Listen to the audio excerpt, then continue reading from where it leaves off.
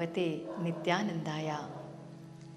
People usually misinterpret human body of a teacher as Guru. There are many instances in our society where ordinary people like us are misled, we get deceived by a person who labels himself as Guru.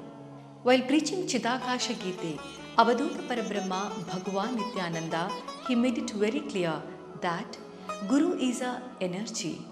Guru is a tattva and not a person. Today, this world requires a Guru who can take us in the path of salvation.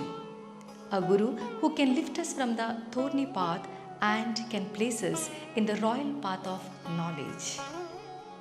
We do not want a Guru who runs around on the name of untouchability. We want a Guru who can love everyone equally, who can embrace everyone irrespective of their caste, community, social, economic and religious status. We need a Guru who can relieve us from all prejudice and superstitious beliefs and enlighten us with the true knowledge of Dharma.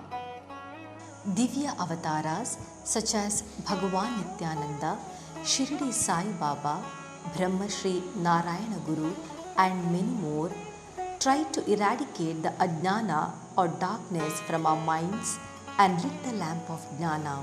In this 16th episode of Om Namo Bhagavate Nityanandaya, we have brought before you the details of a great disciple of Bhagavan Nityananda, Mahan Yogi, Sri Datta Gopala Swami, who in childhood days at the age of 8 came to visit Bhagavan Nityananda and expressed his wish to be a saint.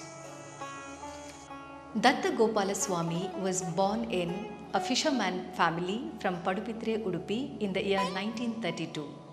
A boy of 8-year-old left his home and reached Mumbai with the intention to be a saint. He reached Dayananda Saligrama Swami's ashram and who permitted him to stay there considering the fact that an 8-year-old child has left home and has no shelter.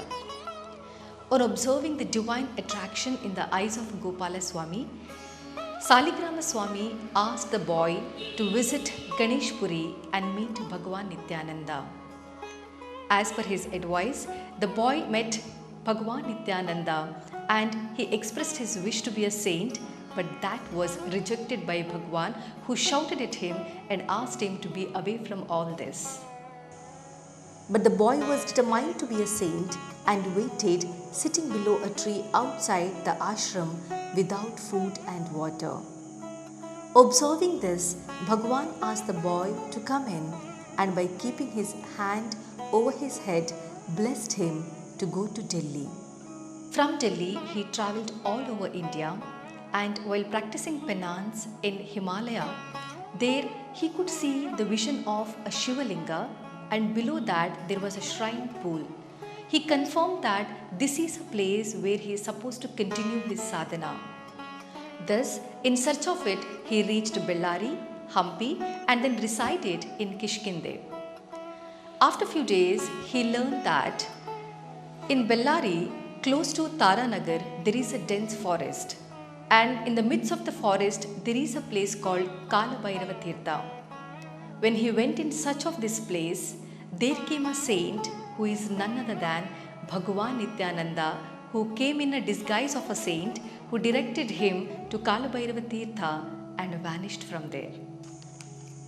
In this dense forest, Datta Gopala Swami was left alone and he was wonderstruck to see the same Shivalinga and Tirtha Kunda which he saw in his deep meditation. He continued his practice in a forest which is known as a forest of tigers, cheetah and many other wild animals. For 15 long years, he continued to live alone in the deserted place. Once, while going out from Kalabhairava Tirtha to the village nearby, one of the villagers noticed Datta Gopala Swami and he continued visiting him. Being enlightened with the knowledge of medicine, Datta Gopala Swami started giving medicines to people to cure many of their diseases as well as madness.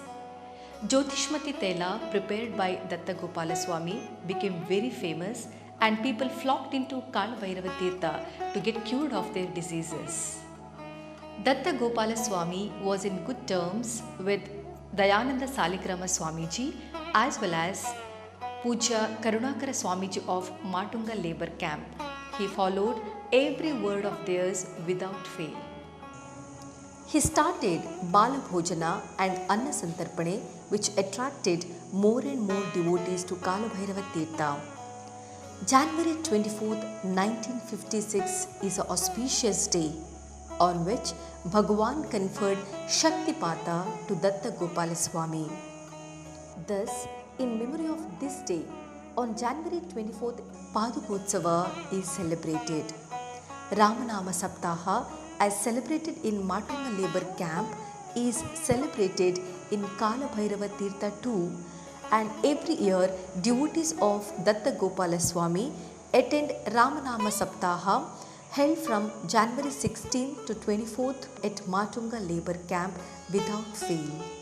People strongly believe that there is a link to Kala Bhairava of Kailash and Kala Bhairava Tirtha. Datta Gopala Swami, along with the help of devotees, transformed the place to be suitable for public visit, and for the convenience of public, he resided in P. Nagar by visiting Kala Bhairava Tirtha every now and then. The water of the divine pool is considered to be holy water and consumed to cure many illness even today.